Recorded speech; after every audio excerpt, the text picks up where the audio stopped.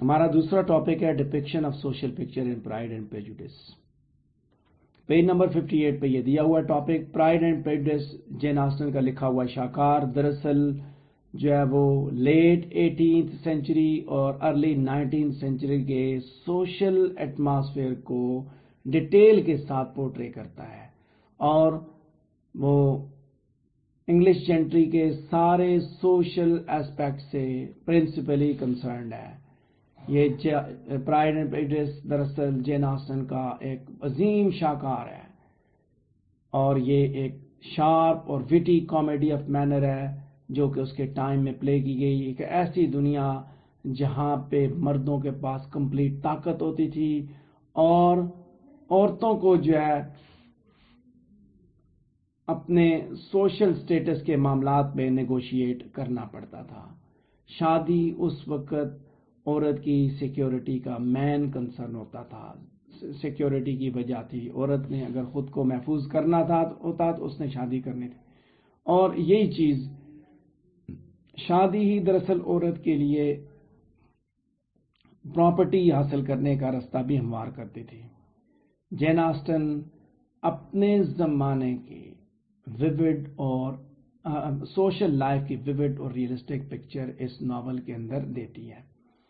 Pride and prejudice के अंदर वो अपने ज़माने के कन्वेंशंस, मैनर्स और मोड ऑफ लिविंग को एक ज़बरदस्त ग्राफिक मैनर में डिपिक्ट करती है।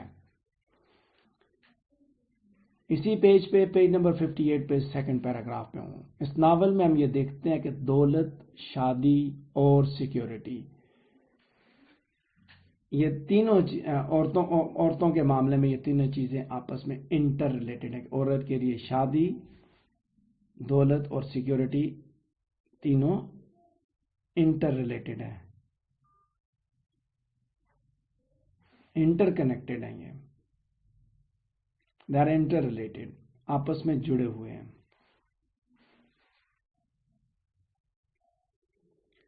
तो जब आपस में जुड़े हुए हैं तो फिर हम ये भी देखते हैं कि ये दौलत ही है, यानी कि प्राइड एंड प्रेजुडिस के अंदर हम देखें दौलत ही है जो कि शादी को स्टार्ट करने के लिए ज़रूरी है, मैंडेटरी है। दौलत के बगैर शादी या मैट्रिमोनियल लाइफ नहीं स्टार्ट होती। ये statement it is a truth universally acknowledge that a single man in position of a good Fortune must be in want of a wife.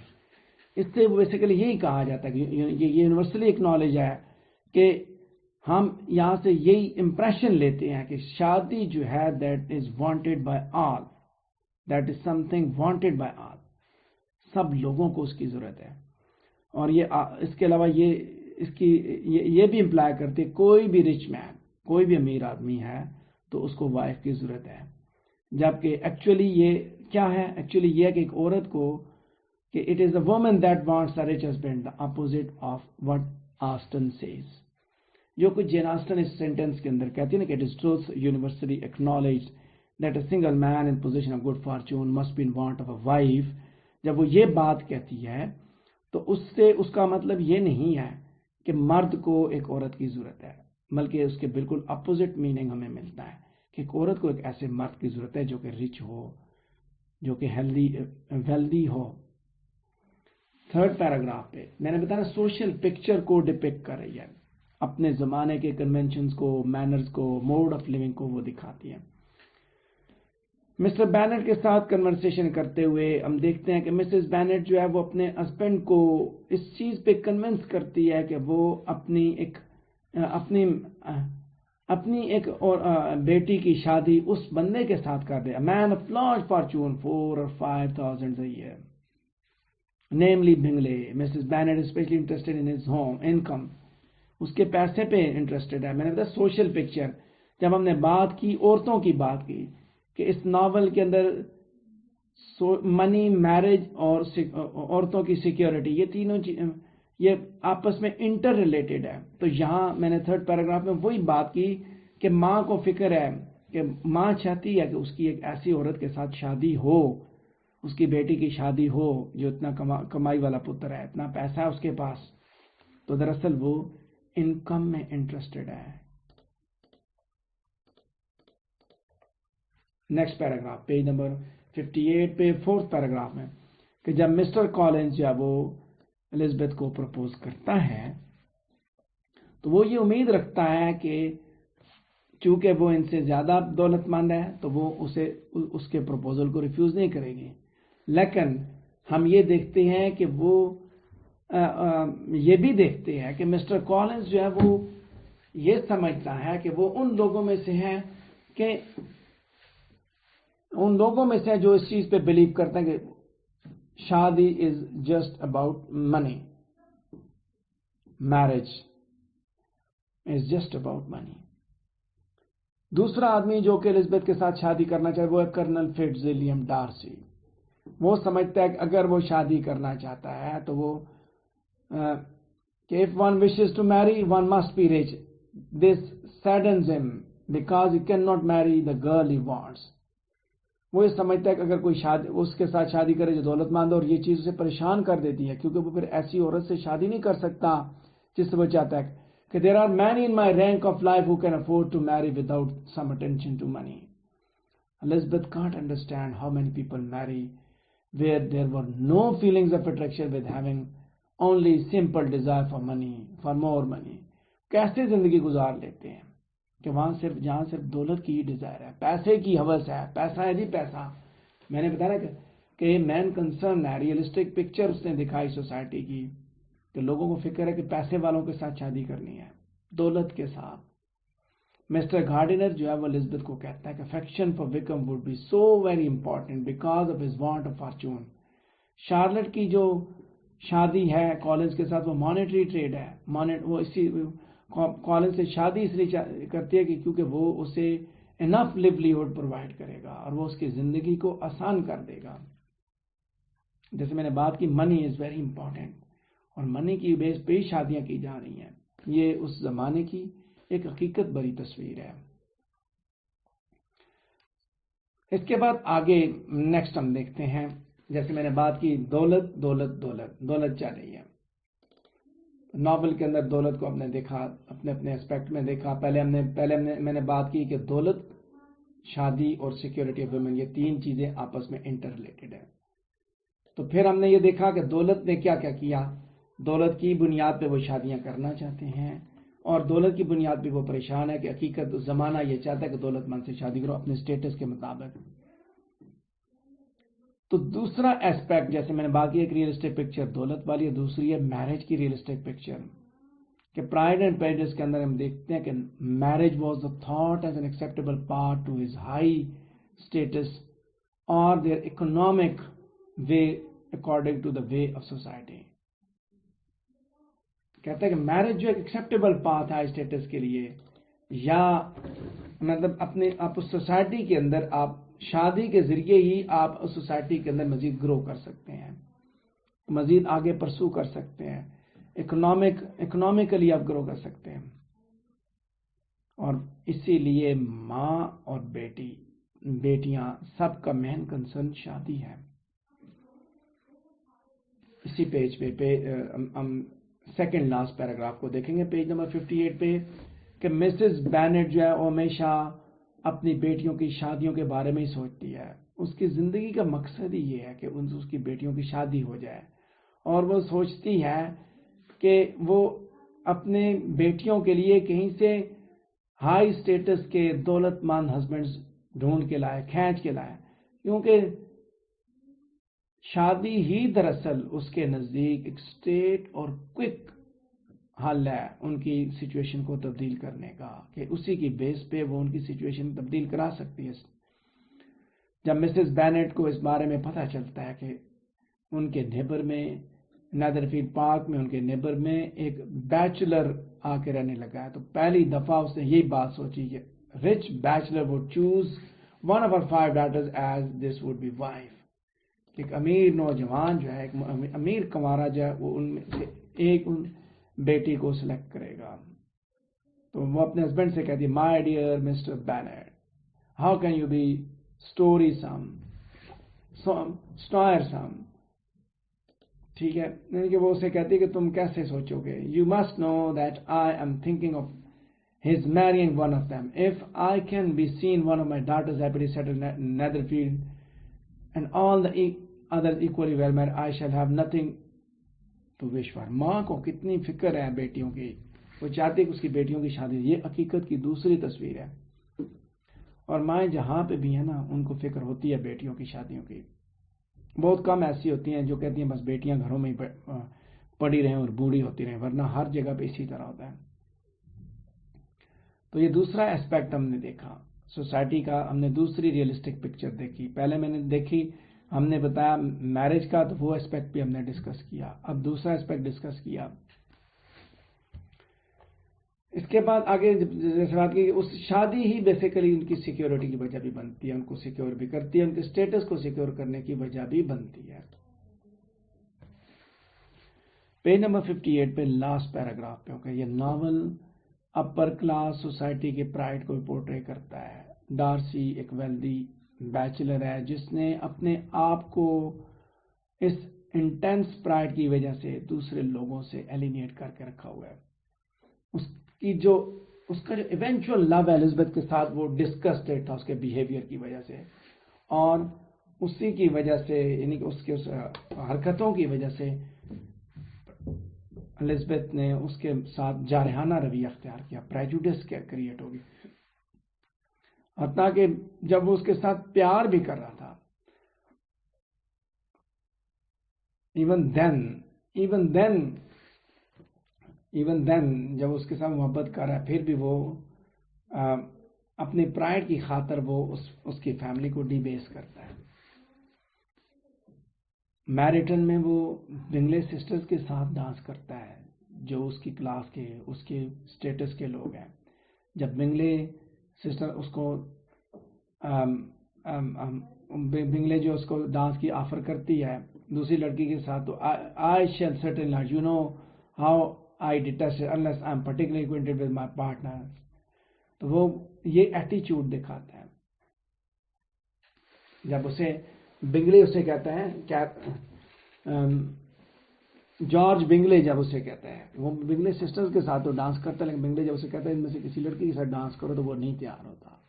बल्कि उसका जो रवैया है वो कैसा होता है, प्राउड से भरा हुआ होता है कि she is tolerable but not handsome enough to tell me and I am no more humour at present to give consequence to young ladies who are स्लाइटेड by other man. कि मैं उन औरतों को कैसे टाइम उन तक लिफ्ट कराऊं जिनको बाकी मर्दों ने रिजेक्ट किया, मैं उसको कैसे करूं। सो प्राइड दिखाया, ये भी तस्वीर इसमें, यानी कि उसने जेन ऑस्टन ने अपर क्लास के अंदर जो प्राइड मौजूद है उसकी तस्वीर कशी की, हकीकत दिखाई कि अपर क्लास के लोगों के अंदर क्लास की जो है ना कॉन्शियसनेस वो बहुत ज़्यादा है, और वो अपने से लोअर क्लासेस के साथ इंटरमिंगल होने के लिए तैयार नहीं है। तो नेक्स्ट पैराग्राफ, जैसे प्राइड भी एक पिक्चर है इस सोसाइटी की, अपर क्लास सोसाइटी की पिक्चर है, तस्वीर है, तो फिर प्रेजुडिस भी इसी एक ज़माने की तस्वीर है। जैसे मैंने बताया कि वो अपर क्लास के लोगों के अंदर एग्जिस्ट करता है, तो प्रेजुडिस तो किसी के अंदर भी हो सकता है। एलिजाबेथ जो है डार्सी के बिहेवियर पे डिस्गस्टेड है। पेज नंबर 51 पे फर्स्ट पैराग्राफ पे पहुंच चुका हूं, और इस डिस्गस्टेड बिहेवियर की वजह से ही एलिजाबेथ ने उसके मामले में प्रेजुडिस का रवैया अख्तियार कर लिया है। Elizabeth concerns a dislike for Mr. Darcy when she overhears his remark that she is not beautiful enough to dance with me. वो इस हद तक इस चीज को महसूस करती है। मैंने बताया ना कि ये दूसरी तस्वीर है प्रेजुडिस, और प्रेजुडिस आपने देखी एलिजाबेथ के अंदर प्रेजुडिस है। प्रेजुडिस की वजह से जेन ऑस्टन ने ये दिखाया कि ये भी एक जिंदगी की हकीकत है कि जब आपके साथ कोई प्राइड का रवैया अख्तियार करेगा तो प्रेजुडिस क्रिएट होगी, और प्रेजुडिस के जिसने देखा है प्रेजुडिस की वजह से फिर आप डिसीजंस भी गलत लेते हैं, फिर वो आप आंखें बंद करके चीज़ों को एक्सेप्ट करते हैं। जैसे विक्रम ने जो कहा उसने एक्सेप्ट कर लिया, डार्सी के मामले में उसका दिल मजीद सख्त होता जाता है। वही जो क्रिएटेड स्टोरी जब उसे बताती है, वो बताता है, विक्रम बताता है, तो वो मजीद डार्सी के मामले में वो जारहाना रवैया मजीद इख्तियार करती है, मजीद उसके मामले में वो प्रेजुडिस का शिकार होती है। اس کے بعد اسی پیج پہ پیج نمبر 59 پہ سیکنڈ پیراگراف میں ہوں. اس ناول کے اندر جین آسٹن لو سٹیٹس کی وومن کو پورٹری کرتے ہوئے ساتھ ساتھ وہ ایک طرح تو وہ عورت کے لو سٹیٹس کو پورٹری کرتی ہے تو ساتھ ساتھ اس لو سٹیٹس کی ریزنز بھی بتاتی ہے اور ساتھ یہ بھی دکھاتی ہے کہ یہ لو سٹیٹس کی ویمن جو ہے نا وہ اپنے حق کے لیے اسٹرائیو کرنے کی کوشش نہیں کرتے ہیں. They thought little of their status. No right of inheritance such is particularly the case of the Bennets. ٹھیک ہے, کوئی وراثت نہیں ملے گی. 5 بیٹیوں کی فیملی جن کے باپ کی ساری جو جائیداد ہے وہ ایک دور کے رشتہ دار کو ملے گی, کیونکہ عورتوں کو اپنے باپ کی پراپرٹی حاصل کرنے کا حق نہیں حاصل. مسٹر بینٹ کی موت کے بعد ان کو اس گھر سے بھی نکلنا پڑے گا. They will lose the home. Land بھی جائے گی, انکم بھی جائے گی, سب کچھ جائے گا. لہذا دولت نے دراصل عورت کی ڈیلی لائف, میرج اور ڈیسٹنی کو ڈٹرمن کرنے میں بڑا کریٹیکل رول پلے کیا ہے. ٹھیک ہے, یعنی کہ یہ بھی اس زمانے کی ایک حقیقت کی تصویر کشی ہے کہ قانون اس طرح کا ایگزسٹ کرتا ہے. قانون وہاں پہ کیا ہے کہ عورت کو یہ سب کچھ نہیں ملے گا, اور جب نہیں ملے گا تو یہاں کیا سچویشن ہے. یہاں پھر انہوں نے جدوجہد تو کرنی ہے اپنے سٹیٹس کو امپروو کرنے کے لیے. Second last paragraph page number 59 پہ کہ جین آسٹن کے زمانے کی عورت جو ہے وہ پیٹرارکل سوسائٹی میں رہتی تھی. ایسا زمانہ جہاں پہ مرد کو ساری سہولیات حاصل تھیں, پریولیجز حاصل تھیں. تو جین آسٹن نے وہی زمانہ دکھایا. جین آسٹن اور خواتین جو اپنے باپ کی اسٹیٹ سے حصہ نہیں حاصل کر سکتی تھیں, بلکہ which has acquired iniquitous affairs to the daughters in the Bennets, اور ان کی پراپرٹی ان کے ڈسٹنٹ میل ہائر کو ملنی تھی, اور اسی چیز پہ وہ ناراض بھی ہوتے ہیں. سو جین آسٹن نے یہ چیز بھی دکھائی, پیٹرارکل سوسائٹی کی ڈومیننس بھی اس نے دکھائی ہے. یہاں پہ جب ہم بات کریں گے ریئلسٹک پکچر آف سوسائٹی, تو سوسائٹی کے نارمز بھی دکھائے, سوسائٹی کے اندر موجود اس نے عورت کی جد و جہد بھی دکھائی, اس نے سوسائٹی کے اندر میرج بھی دکھائی کہ کیا کنسرنز ہیں, منی کے کیا کنسرنز ہیں, اکنامک کنسرنز کیا ہیں. تو اس نے قوانین کے بارے میں بھی بات کی. دوسرے الفاظ میں اس نے قوانین کے بارے میں بات کی کہ پیٹرارکل سوسائٹی جب عورتوں کو ان کے جائیداد کے حق سے محروم کر رہی ہے, وہ محرومی بھی اس نے دکھائی ہے. جین آسٹن جانتی ہے, مسز بینٹ جانتی ہے کہ الزبتھ اگر مسٹر کالنز کو ریجیکٹ کرتی ہے تو وہ اس کو دھمکیاں دیتی ہے. You never get a husband, and I'm sure I don't know who is to maintain you when your father died. یہ چیز اس پیٹرارکی کو السٹریٹ کرتی ہے. جب تمہارا باپ مرے گا تو تم لوگوں کو کون سنبھالے گا. تو یہاں دیکھیے کہ سوسائٹی کے نارمز بھی دکھائے, اس نے سوسائٹی کے اندر مردوں کی حرکات بھی دکھائیں, اس نے پرائڈ بھی دکھایا, اس نے پریجوڈس بھی دکھایا, اس نے عورت کی جدوجہد بھی دکھائی. یہی چیزیں اس پیراگراف کے اندر دی ہوئی ہیں. تو اسی کنیکشن میں لاسٹ پیراگراف میں بات کروں گا کہ بعض اور گوسپس جو ہے نا وہ دراصل were the order of the day, not یہ آرڈر آف دا لیڈی نہیں ہے, آرڈر آف دا ڈے ہے. یہ لاسٹ پیراگراف کا جو پہلا سینٹنس ہے اس کو یہ آرڈر آف دا ڈے ہے, لیڈی نہیں ہے. This is order of the day کہ لیڈیز, اپر مڈل کلاس کی جو لیڈیز ہے, they play in the hash, ladies and gentlemen play cards اور پاس ٹائم ان ہولڈنگ گاسپ. یہ سینٹینس ٹھیک کرنا ہے تھوڑا سا. The ladies are the ladies in the upper class. یہ سینٹینس ٹھیک کر لیں, سیکنڈ سینٹینس آخری پیراگراف کا. دا لیڈیز ان دا اپر کلاس پلے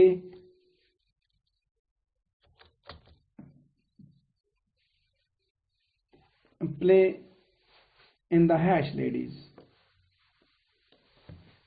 Of gentlemen play cards, listening news, collected news and communicating news were the chief interest of girls and ladies. Thus we see in the novel Mrs. Philip gathers news. اچھا, یہ خیر اس کو بے شک اب اس پیراگراف کو بے شک اب ختم بھی کر دیں, کوئی ایشو نہیں ہے. میں باتوں کو کنکلوڈ کروں گا, اس پیراگراف کے حساب سے نہیں کر رہا. ٹھیک ہے، لاسٹ پیراگراف کی ضرورت نہیں ہے بعض، اور اس کو میں انشاءاللہ اگلی جب ورژن ہوگا میں اس میں ریوائز بھی کروں گا کہ لاسٹ میں نے دیکھا کہ اسمبلیز، بالز، گوسپس، یہ آرڈر آف دا ڈے تھا. لوگ مطلب گیدرنگز وغیرہ، پارٹیز اور یہ ساری چیزیں، عورتیں اور مرد اس میں انوالو ہوتے تھے. تو یہ چیزیں بھی جین آسٹن نے دکھائیں، اپنے زمانے کی یہ تصویر بھی اس نے دکھائی، اور اس نے اس کے اندر لسننگ نیوز کی بات کی، کلیکٹڈ نیوز اور نیوز کمیونیکیٹ کرنے کی بات بھی کی. لہذا آپ یہ ساری چیزیں آپ اس کے اندر دیکھ سکتے ہیں. یہ تھا ہمارا آج کا آخری ٹاپک. اب ہمارا صرف ایک ٹاپک رہ گیا ہے. اس کے بعد میں نے آپ کے سامنے اس میں بڑے زبردست پیج نمبر 62 پہ میں نے دیا ہوا ہے آپ کے سامنے چارٹ. ایک آپ دیکھیے کریکٹرز جو پرائڈ پیریڈز کے اندر ہیں ان کو علیحدہ علیحدہ بنا کے دکھایا. اس کے بعد تھیمز کے اوپر علیحدہ سے بنائے ہیں. اس کے علاوہ علیحدہ علیحدہ ایک سنگل تھیم کو بھی دیا ہے. اب پتہ نہیں آپ کے پاس وہ ورژن پڑا ہے نہیں پڑا، میں نے کچھ چینجز بھی کی، ایڈیٹنگ کی ہے. تو کوشش کی ہے کہ آپ کو ایک بڑا اچھا سٹف آپ کو پرووائڈ کیا جائے. جو پرانا جو سٹف تھا وہ سارے کا سارا میں نے ابھی اس میں سے ریموو کر دیا. ٹھیک ہے، جو پہلے والا ورژن تھا. اسی کے ساتھ اگر میرا آج کا ٹاپک یہ کمپلیٹ ہو رہا ہے. اگر آپ کا کوئی کوشچن ایگزسٹ کرتا ہے تو آپ مجھ سے پوچھ سکتے ہیں. آپ کے ذہن میں کوئی کوشچن ہے آج کے ٹاپک سے ریلیٹڈ تو آپ پوچھیے.